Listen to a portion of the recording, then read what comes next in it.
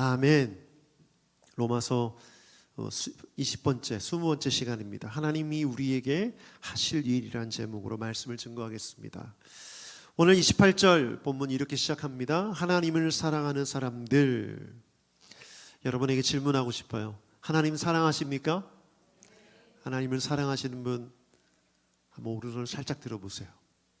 네. 우리 교회가 좀 이 아이 성향이 많아서 적극적으로 이렇게 손을 안 드는데 들고 싶었는데 쑥스러워서 못 드신 분도 있는 것 같아요. 여러분, 하나님을 사랑한다, 이거 엄청난 표현입니다. 내가 하나님을 사랑한다는 마음이 여러분 가운데 있다, 여러분 이것은 엄청난 일입니다. 왜냐하면 그렇게 하나님을 사랑하는 사람은 하나님의 선택을 받은 사람이기 때문에 그렇습니다. 바울 사도는 그 얘기를 하고 있어요. 28절에 하나님을 사랑하는 사람들, 곧 하나님의 뜻대로 부르심을 받은 사람들에게는, 이렇게 말하고 있어요. 하나님을 사랑하는 마음이 있다면 여러분은 하나님의 뜻대로 부르심을 받은 사람인 줄 믿습니다. 정말 중요한 얘기예요. 바울 사도가 이 얘기를 말하는 이유가 뭘까요? 하나님을 사랑하는 마음은 하나님의 부르심을 받았기 때문에 있을 수 있는 상태라는 거죠. 이게 자기 혼자 스스로 자가 발전하거나 혼자만의 착각이 아니라는 것입니다. 분명한 하나님의 소명이 있었기 때문에 가능하다는 것이죠. 그래서 내 마음속에 나는 하나님을 사랑해, 예수님을 사랑해, 그런 마음이 있다는 것은 놀라운 일이라는 것은 바울 사도가 말하고 있어요. 그래서 28절을 보면 하나님의 뜻대로 부르심을 받은 사람들이라고 말하고, 29절을 보면 하나님께서 미리 아신 사람들을 택하셨다라고 말해요. 하나님이 선택하셨고, 그리고 콜링, 부르셨어요. 그리고 그 부르심에 믿음으로 반응했기 때문에 하나님을 사랑하는 마음이 여러분 속에 있다는 거죠. 자, 이 논리가 이해되십니까? 내가 하나님을 사랑하는 마음, 나는 하나님 믿겠어, 내 혼자 내 스스로 결정한 것 같지만 그렇지 않다는 거예요. 하나님이 이미 택하셨고 부르셨기 때문에 가능했다는 거예요. 자, 두 번째 놀라운 일을 말하고 있습니다. 그런데 이런 사람들에게는 모든 일이 합력하여 선을 이룬다고 말해요. 우리가 좋아하는 구절이죠. 로마서 8장 28절. 모든 것이 합력해서 선을 이룬다. 저도 상당히 좋아하는 구절인데 이 말씀을 자세히 보니까 모든 일, 그러면 모든 일이란 뭘까? 우리 삶에 일어나는 모든 일인가? 예외가 없는 것인가? 두 번째는 서로 협력한다. 모든 일들이 서로 협력한다. 이 협력한다는 뜻이 뭘까? 원어를 보니까 협력하다, 함께 일하다, 촉진하다라는 뜻을 갖고 있어요. 함께 일한대요. 그럼 일들이 서로 일해서 어떤 결과를 낳는가? 우리가 잘 알죠? 선을 이룬다. 여러분, 성경이 말하는 선은 뭐죠? 착한 일, 좋은 일. 세상 사람들이 말하는 그런 일이 아니죠. 하나님의 뜻이 선한 일이죠. 결국 우리 삶에 일어나는 모든 일들이 서로 함께 일해서 하나님의 선함을 드러내고 나타낸다. 하나님의 뜻을 이룬다는 거예요. 누구에게는? 하나님을 사랑하는 사람들, 즉 하나님이 택하셔서 부르셔서 믿음으로 반응한 사람들에게 일어난 일이라는 거죠. 자, 그렇다면 바울 사도는 왜 이 얘기를 하고 있는 걸까요? 사실 8장 28절을 가지고도 설교를 할 수 있지만 사실 이 앞뒤 맥락을 이해하지 않고서는 이 말씀을 제대로 이해할 수 없기 때문에 전체를 함께 봐야 되는 거예요. 바울 사도는 왜 이 말씀을 전하고 있는 것일까요? 여러분, 이 당시 초대교회의 상황과 밀접한 연관이 있어요. 여러분, 이 당시에 초대교회는 어떤 어려움이 있었죠? 인간적인 어떤 고난과 고통, 그건 뭐 기본이니까 그걸 깔고 있고, 사실 더 중요한 어려움이 있었는데 그것은 권력자가, 힘을 가진 사람들이 박해하는 상황이었다는 거예요. 그 당시 초대교회는 소수 중에 소수, 정말 힘없는 사람들이었어요. 마이너. 그렇기 때문에 온갖 차별과 비난과 조롱을 받아야 했고 권력자에 의해서 박해를 받아야만 했습니다. 역사의 기록을 보니까 로마가 박해를 언제 시작했냐면 AD 64년부터 박해를 시작했어요. 그리고 기독교가 공인되기까지 313년도에 공인됐는데 약 3세기에 걸쳐서 박해가 진행되었습니다. 그 당시 로마 사람들은 기독교인들을 경멸했고 증오해서 여러 가지 이유로 고발했고 고소했고, 권력자들은 그것을 정치적으로 이용해서 그리스도인들을, 기독교인들을 엄청난 핍박에 빠뜨렸습니다. 그 대표적인 사람이 네로 황제죠. 네로 황제가 로마에 불이 났는데 그 불이 난 그 원인을 방화범으로 기독교인들을 몰아서 그들을 잡아서 엄청난 고통을 주고 박해를 했습니다. 기록을 찾아보면 화형을 하는데, 기독교인들을 화형을 하는데 어떻게 했냐면 밤에 등불 대신 그 화형을 길거리에 하게 하는 거예요. 그럼 사람이 밤새도록 타면 기름을 부어서 태우면 밤에 그 등을, 그 길을 비추는 등불로 사용하는 거죠. 너무 끔찍하지 않습니까? 길을 가는데 시체가 타고 있는 거예요. 근데 그리스도인들이었다는 거죠. 이런 일들을 네로 황제가 했던 거예요. 여러분이 아시는 콜로세움 뭐 이런 건 아주 기본이고, 이런 끔찍한 일들을 권력자가 행했다라는 거예요. 이런 박해 가운데 있는 초대교회, 당연히 그들에게는 하나님의 말씀이 반드시 필요했어요. 그래서 바울 사도는 로마서를 기록했습니다. 그런데 좀 이상한 점이 있어요. 로마서의 기록 시기를 보면 AD 57년이라고 많은 학자들이 말해요. 아무리 빨라도 56년, 아무리 늦어도 58년이에요. 제가 아까 박해가 언제 시작됐다고 했죠? 64년에 시작됐다고 했어요. 그러면 박해가 시작되기도 전에 바울 사도는 로마서를 기록했다는 거죠. 이 사도행전과 이 서신서를 봐서 보면 바울 사도가 어디서 이걸 썼냐면, 로마로 갈 계획을 하고 3차 전도 여행 때 로마로 갈 계획을 하고 예루살렘으로 일단 가고 있었어요. 이제 예루살렘으로 갔다가 로마로 다시 전도 여행을 떠나고 싶었던 거죠. 그래서 그 계획을 하고 로마서를 기록한 것이죠. 어디에서? 고린도에서 AD 57년에 기록하고 예루살렘으로 간 거예요. 그런데 박해는, 본격적인 박해는 64년에 시작되었죠. 기록 시기가 로마서가 더 빨라요. 그렇다면 바울은 왜 이 말씀을, 이 초대교회의 고난과 박해 상황을 어떻게 알았을까요? 여러분, 두 가지 이유인데, 하나는 바울은 복음을 전하면서 몸소 복음을 전하는 때마다 많은 권력자들과 많은 사람들의 어떤 조롱과 비난과 핍박을 받았어요.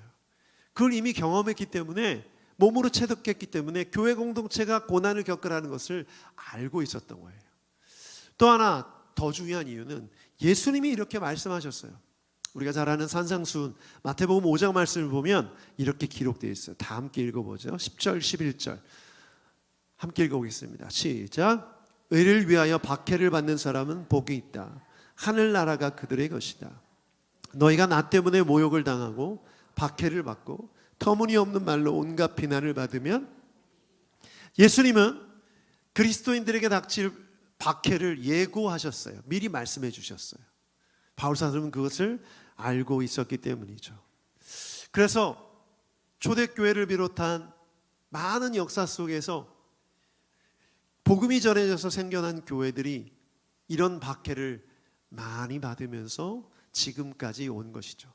역사적으로 보면 종교개혁이 일어난 이후에 많은 개신교인들이 박해를 받았고, 박해를 견뎌내고, 박해를 피해 피난 다니게 되었죠. 우리나라 역사 속에서 일제강점기 때 얼마나 많은 교회 공동체가 박해를 받았습니까?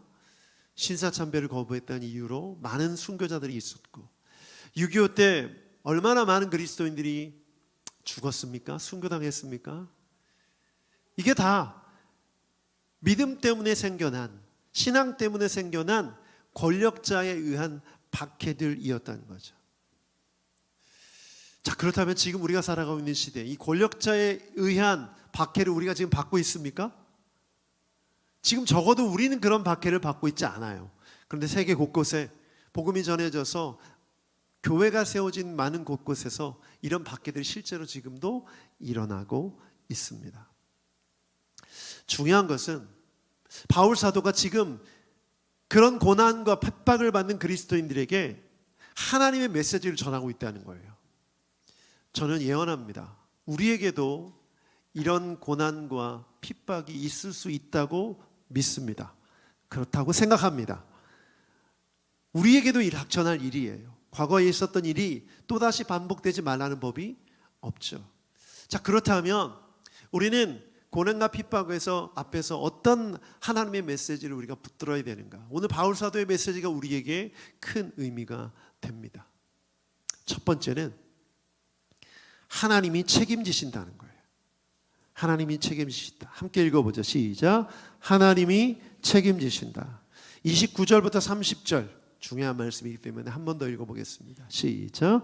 하나님께서는 미리 아신 사람들을 택하셔서 자기 아들의 형상과 같은 모습이 되도록 미리 정하셨으니 이것은 그 아들이 많은 형제 가운데서 맏아들이 되게 하시려는 것입니다. 그리하여 하나님께서는 이미 정하신 사람들을 부르시고 또한 부르신 사람들을 의롭게 하시고 의롭게 하신 사람들을 영화롭게 하셨습니다. 아멘. 자, 여기서 아주 중요한 기독교의 교리가 나옵니다. 하나님은 미리 예정하셨어요. 그리고 선택하셨고 그 다음에 그 선택하신 사람들을 부르셨어요. 그럼 여러분 다 부름을 받은 사람들이죠? 그런데 불렀다고 다 칭의를 얻는 게 아니죠. 뭐죠? 그 부르심에 믿음으로 반응한 사람들이에요. 그렇죠? 여러분이 그 부르심 앞에 주님 나 믿겠습니다 반응한 사람들인 줄 믿습니다. 그러면 칭의를 허락해 주세요. 의롭다고 여겨주시고 제일 마지막에 부활의 때에 영화롭게 됩니다. 이 과정이 이해가 되시죠? 자, 그렇다면 이 과정 중에 이 과정을 거쳐서 구원받은 자들은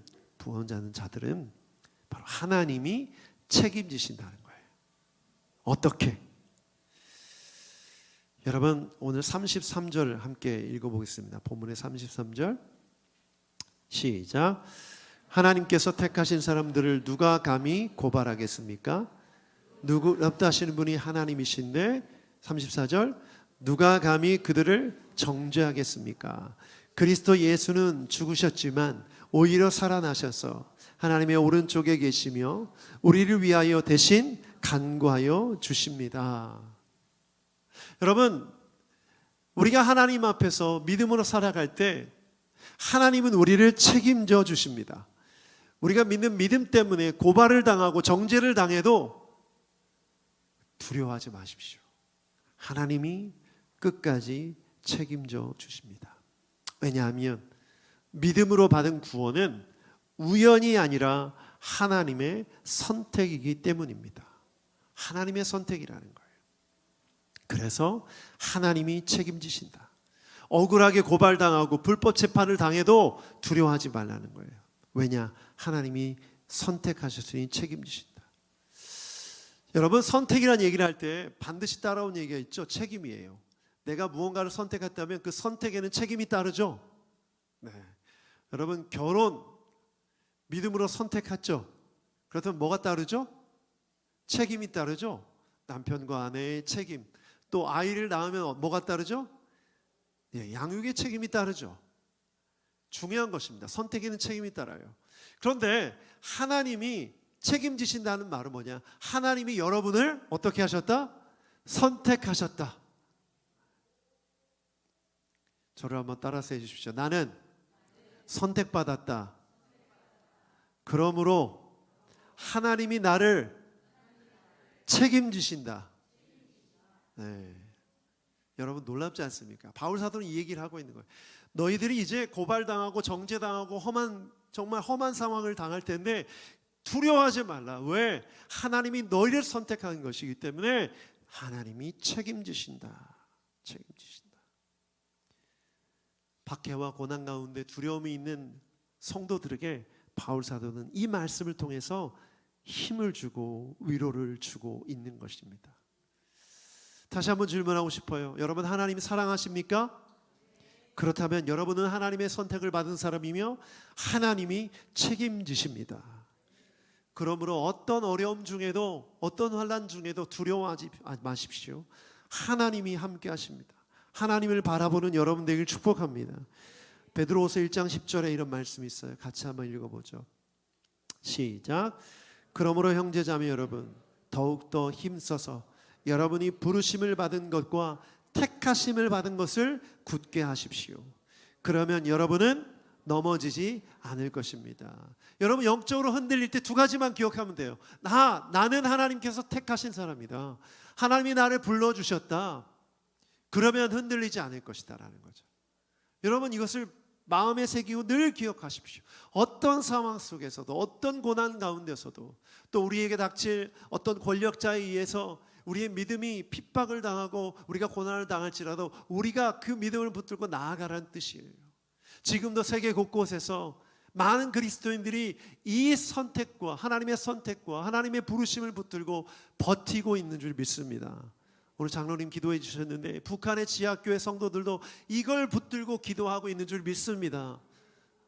여러분 상상해 보십시오. 이불 뒤집어 쓰고 성경 보고 지하를 뚫고 들어가서 그 속에서 예배드리는 이런 사람들이 이 로마 시대 때만 있었던 것이 아니라 지금 아주 가까운 북한 땅에서 이루어지고 있다는 것을 생각해 보십시오. 그들이 뭘 붙들겠습니까? 나는 하나님의 선택을 받았다는 그 선택하심, 그리고 나를 불러주셨다는 하나님의 부르심의 그 거룩한 은혜를 붙들기에 그들은 신앙을 지킬 수 있는 것이죠. 그렇다면 우리 인생에 벌어지는 고통과 고난 앞에서 여러분 흔들리지 마십시오. 이런 거 가지고, 이런 표현 써서 죄송하지만 와닿게 하고 싶어서 제가 성령께서 주시는 마음으로 이런 표현 씁니다. 그만 좀 징징대세요.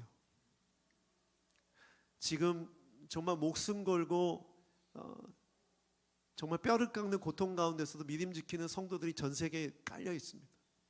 북한 땅에도 있고. 그런데 우리가 겪는 이 작은 어려움에도 막 우리의 믿음이 흔들리고 요동치는 것은 정말 연약한 모습이에요. 이제는 여러분 절대 그 어떤 일에도 흔들리지 않는 여러분 되길 축복합니다. 하나님이 나를 선택하셨다는 것에 절대 어떤 의심도 하지 마세요. 내가 선택한 게 아니에요. 주님이 나를 선택하신 거예요. 여러분 이 믿음을 갖는 여러분 되길 축복합니다. 그래서 로마서 11장 29절 이제 앞에 나중에 또 살펴보겠지만 오늘 너무나 중요한 말씀이에요. 함께 읽어보죠. 시작. 하나님께서 주시는 고마운 선물과 부르심은 철회되지 않습니다. 개역개정에는 후회함이 없다라고 했죠. 하나님이 여러분을 선택하신 것에는 후회함이 없는 줄 믿습니다. 후회함이 없어요. 내가 잘못 선택했나? 그렇지 않아요. 절대. 하나님은 오류가 없는 분이세요. 여러분을 선택하신 그 선택에는 후회가 없는 줄 믿습니다. 두 번째, 하나님이 이렇게 말씀하세요. 하나님이 우리 편이시다. 나는 너의 편이다. 31절 말씀 같이 한번 읽어보겠습니다. 31절 시작. 그렇다면 이런 일을 두고 우리가 무엇이라고 말할 수 있겠습니까? 하나님이 우리 편이시면 누가 우리를 대적할 수 있겠습니까? 바울 사도는 우리 편이 누군지를 말해줍니다. 환난을 통과하는 성도들에게 정말 중요한 말씀이죠. 여러분 지피지기면 백전백승이란 말 아시죠? 나를 알고 적을 알면 100번 싸우면 100번 이긴다. 여러분 우리의 적은 누굽니까? 에베소서 6장 2절 말씀을 보면 우리의 싸움은 인간의 적대자로 상대하는 것이에요. 인간이 아니라는 거죠. 통치자들과 권세자들과 어두운 세계의 지배자들과 하늘에 있는 악한 영들을 상대로 하는 것입니다. 바울 사도는 초대교회 성도들에게 이미 선포했어요. 우리의 적은 사람이 아니다. 권력자들이고 통치자들인데 어떻게 보면 그들도 아니다. 그들 배후에 있는 악한 영이다. 지금 살아가고 있는 이 시대, 이 세상이 어떤 곳인지를 분명히 말씀해 준 거예요. 그러므로 우리는 적이 누군지를 분명히 알아야 됩니다. 인간이 아니에요. 사람이 아니에요. 악한 영이 우리의 대적입니다. 자, 그렇다면 이 악한 영을 우리가 대적해서 이길 수 있을까요?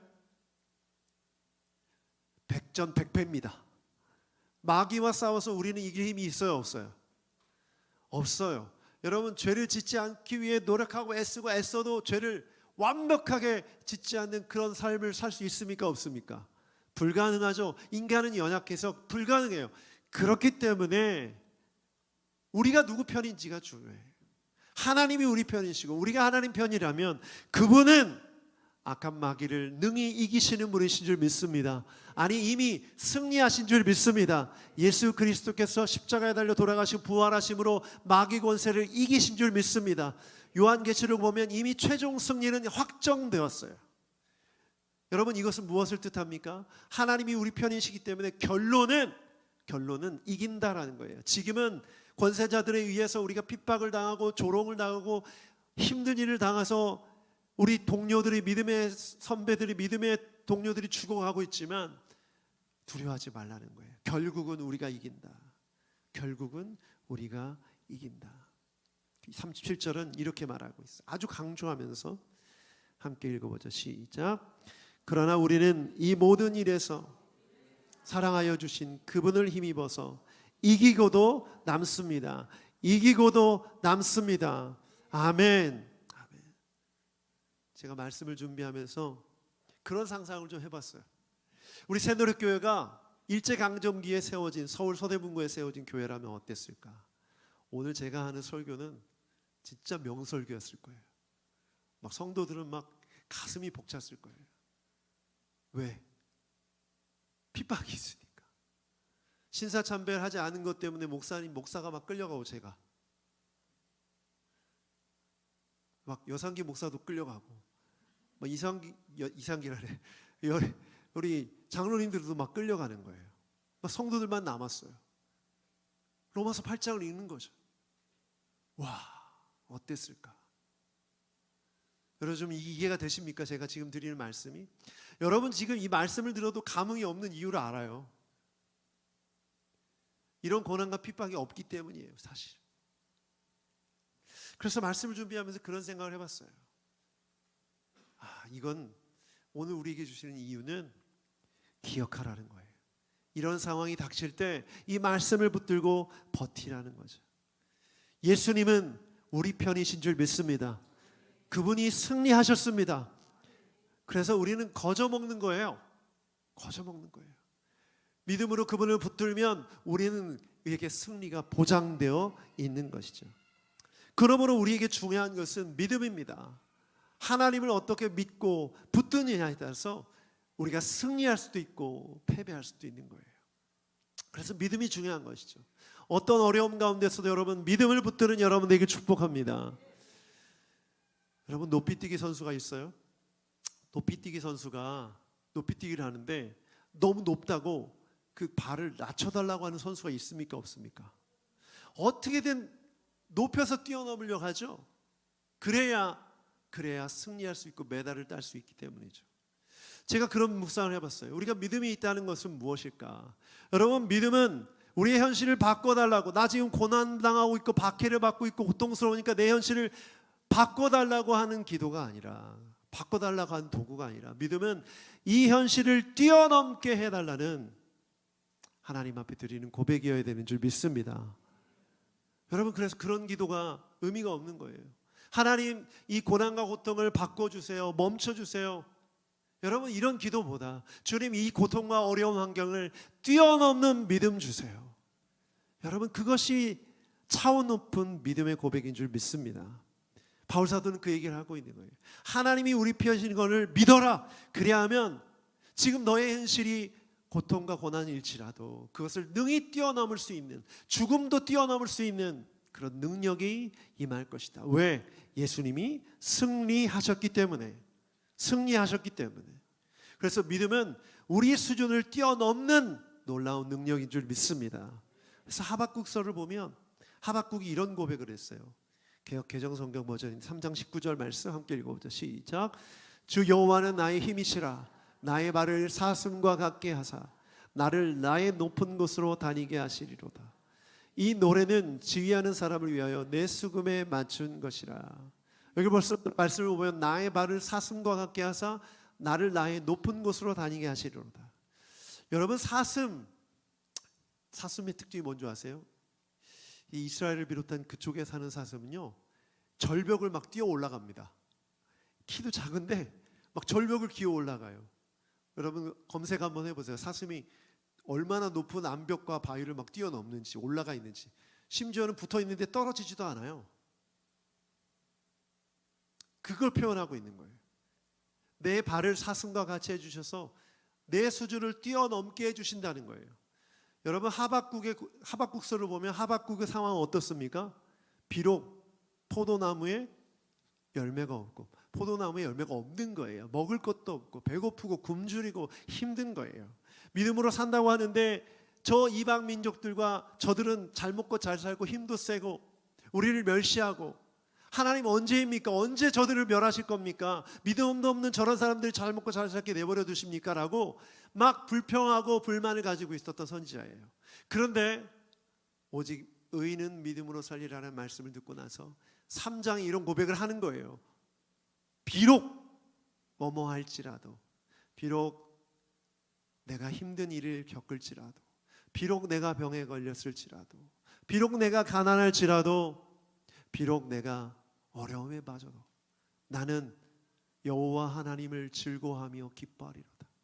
주님께서 내 발을 사슴과 같이 힘을 주셔서 이 내 환경과 내 어려움을 뛰어넘게 하시는도다. 여러분, 이런 고백이 여러분 가운데 있기를 축복합니다. 그래서 여러분, 믿음은 상황을 바꾸는 능력이 아니라 상황을 뛰어넘는 것입니다. 우리 새누리교회 성도들에게는 이런 믿음이 있기를 축복합니다.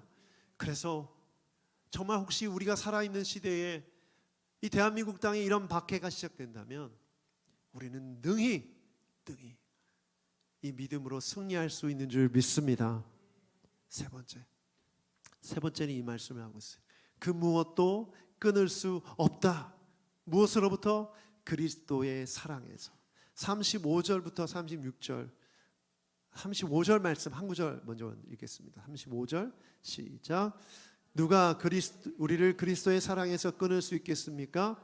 환난입니까? 곤고입니까? 박해입니까? 굶주림입니까? 헐벗음입니까? 위협입니까? 또는 칼입니까? 38절 39절 읽어보죠. 시작. 나는 확신합니다. 죽음도 삶도 천사들도 권세자들도 현재일도 장래일도 능력도 높음도 깊음도 그 밖에 어떤 피조물도 우리 주 예수 그리스도 안에 있는 하나님의 사랑에서 끊을 수 없습니다. 환난, 곤고, 박해, 굶주림, 헐벗음, 위협, 칼, 죽음, 삶, 천사, 권세자, 현재일, 장래일, 능력, 높음, 깊음, 그 밖에 어떤 피조물도 그 어떤 것도 우리를 그리스도의 사랑에서 끊을 수 없다. 저는 막 이 구절을 읽는데 막 숨이 막히더라고요. 단어만 봐도 막 숨이 막혀요. 여러분, 그렇지 않아요? 바울 사도가 이렇게 많은 단어를 열거한 이유가 뭘까요? 힘들다는 얘기예요. 그런 표현 많이 쓰잖아요. 먹고 사는 게 힘들다, 한숨 내쉬면서. 그런 것처럼 믿음으로 사는 거 힘들다, 정말 힘들다. 믿음을 지키는 것 정말 힘들다. 여러분, 만약 이거 다 알려주고 너 예수님 믿으면 이런 일들 겪을 수 있어 라고 한다면 여러분 믿으시겠어요?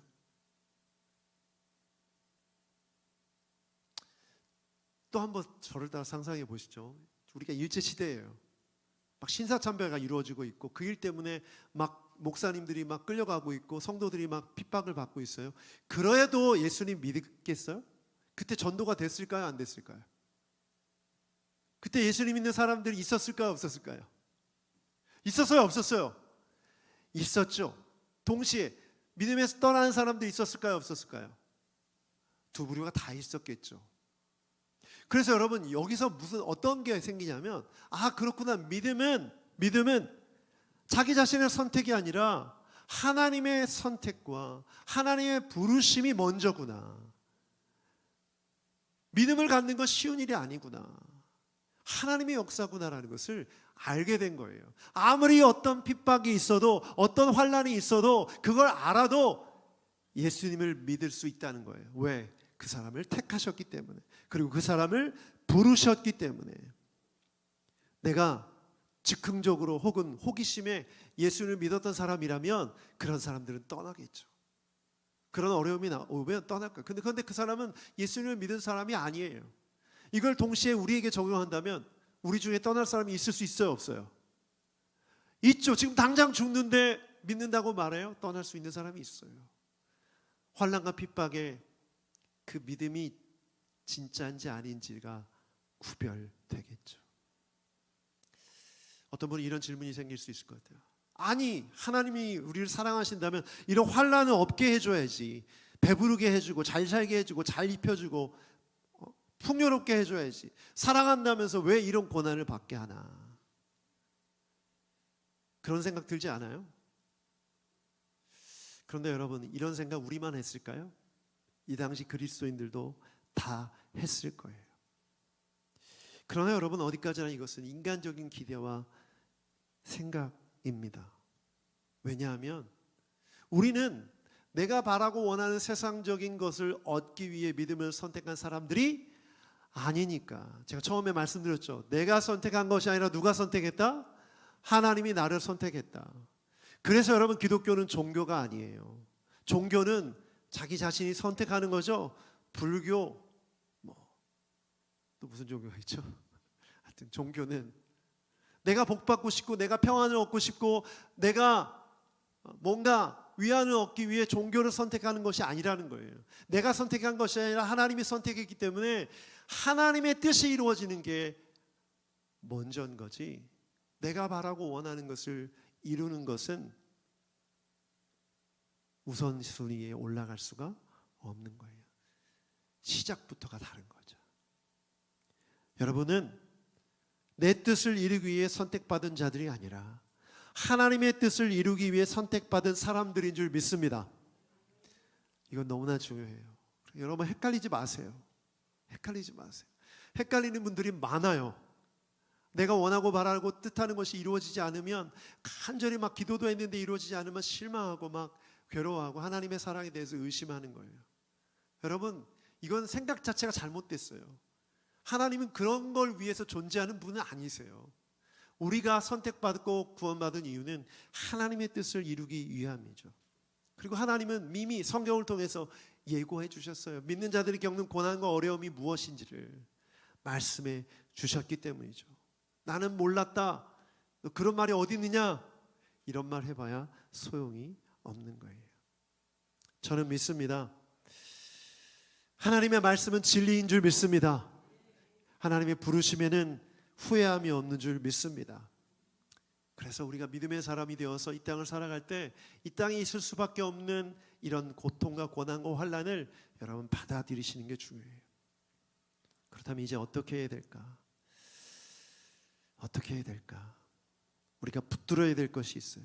그게 뭐냐? 하나님의 사랑이에요. 하나님의 사랑.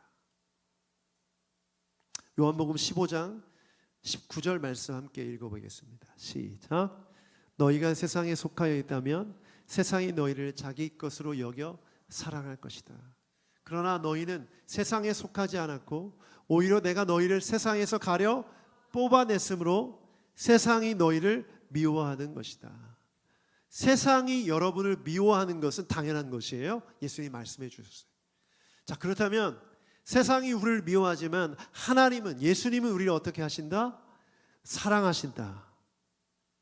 여러분을 하나님께서, 예수님께서 사랑하심을 믿으시길 바랍니다. 그 사랑은 절대 변하지 않아요. 그 사랑은 절대 포기하지 않아요. 그래서 요한복음 13장 1절 말씀 함께 읽어보겠습니다. 요한복음 13장 1절 시작. 유월절 전에 예수께서는 자기가 이 세상을 떠나서 아버지께로 가야 할 때가 된 것을 아시고 세상에 있는 자기의 사람들을 사랑하시되 끝까지 사랑하셨다. 아멘. 아멘. 예수님은 우리를 끝까지 사랑하시는 분이신 줄 믿습니다. 여러분, 이 사랑에 대한 믿음을 절대 놓치지 않기를 축복합니다. 이 당시도 그렇고 지금도 그렇고 우리는 이렇게 생각해요. 내가 어려움을 겪고 힘든 일을 겪으면, 아니, 하나님의 사랑, 하나님 나를 사랑하시나? 나를 사랑하시면 이런 어려움을 막아주시고 피해갈 수 있게 해주셔야지, 이런 의심을 갖습니다. 여러분, 우리를 미워하는 이 세상을 살아가기 때문에 우리는 그런 고통과 고난을 겪을 수밖에 없어요. 물론 하나님의 허용하심이라는 큰 틀 안에 있지만, 여러분, 하나님의 놀라운 구원 계획 가운데, 과정 가운데 있는 과정이지 이것이 결론이 아닙니다. 우리의 결론은 부활이며 영생인 줄 믿습니다. 예수님의 재림인 줄 믿습니다. 천국인 줄 믿습니다. 거기 이르기까지 우리가 어떤 고난과 고통을 당해도 절대 놓치지 말아야 될 것은 끝까지 사랑하시는 하나님의 사랑이에요. 그래서 여러분, 누군가의 불행과 누군가의 어려움을 보면서 저 사람 죄 지었나 보다, 저 사람 하나님이 사랑하지 않나 보다, 이런 생각하지 마세요. 자기 스스로도 마찬가지고 누군가도 마찬가지입니다.